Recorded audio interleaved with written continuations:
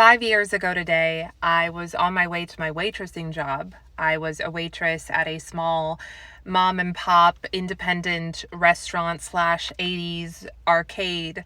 I was one of their original team members who had helped them open their doors 5 years prior. In many ways, we were kind of like family. I was on my way to that shift when Governor Newsom declared all of the bars and the restaurants closed in the state of California.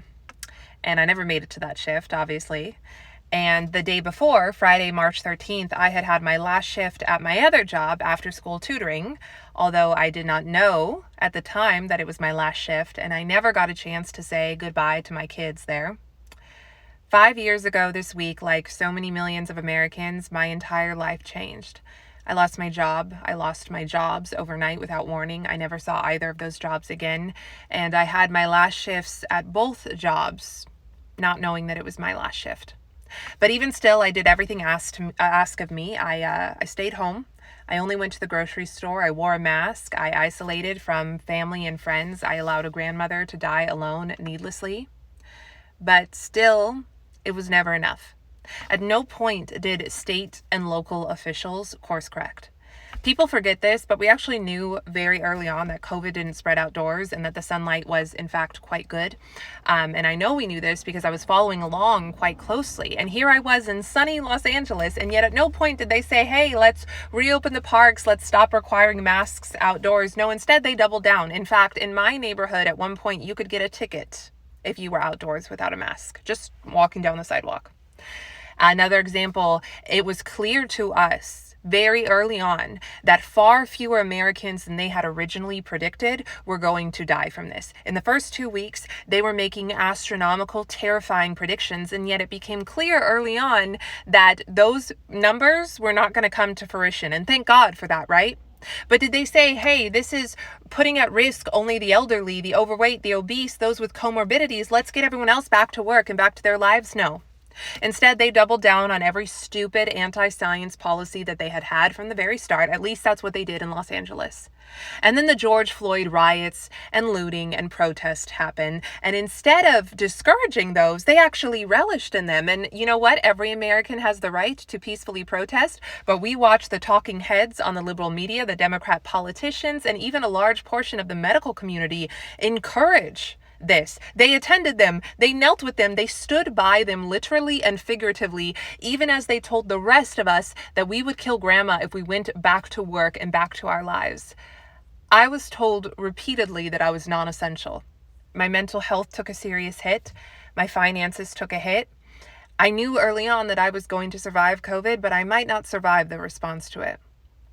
And yet whenever I brought this up to my liberal acquaintances and friends, which was really all of my acquaintances at the time, they were all liberal.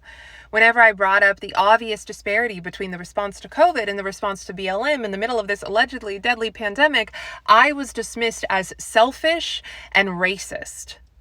It became painfully obvious that my very real, very valid concerns and observations did not matter. So I walked away from the Democrat Party. And shortly thereafter, I stopped wearing a mask anywhere, ever. And that incurred upon me a level of wrath and harassment and viciousness that you would not believe. I could tell you stories about what it was like to be an unmasked person in Los Angeles that would have your jaw on the floor. And I refused to take the shot, which was a decision I had made a long time ago, long before it became available to me. And in fact, by the time it became available to me, I had already had COVID, and it had been nothing more than a cold to me. But because of my refusal to take an experimental injection for a disease that I had already had and recovered from, I was, for a time, barred from restaurants, bars, events, and libraries in my city that I've lived in for 10 years, in the state that I've lived in my whole life and paid taxes in since I was 16 years old and had my first job. And because of my refusal to take the shot, I lost other jobs and opportunities. Despite the fact that I was trying to do the right thing, I was trying to get off unemployment. I could have stayed on it, but I was trying to go back to work and help everyone get back to normal, help open up the economy again. I don't know if you remember, but employers were begging for people to come back to work, and yet I was punished for trying to. But through it all, I remained strong. I know millions of us did, even though a lot of the time it felt like I was the only one in Los Angeles pushing back.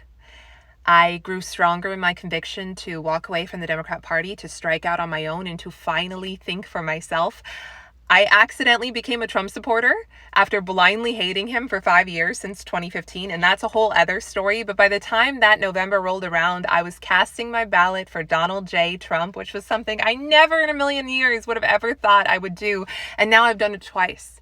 And I remember going to cast that vote and getting a little teary-eyed because of everything I had been through that year and everything we all had been through that year. And because the way I was thinking and operating in the world finally felt right. I had a sense of passion and vigor that I had never had, not even when I was younger, not even when I was trying to be an actress, which is what my dream used to be. I had like this fight in me that I had never had. The vaccine passports lasted for 6 months. The mask mandate lasted for 2 straight years.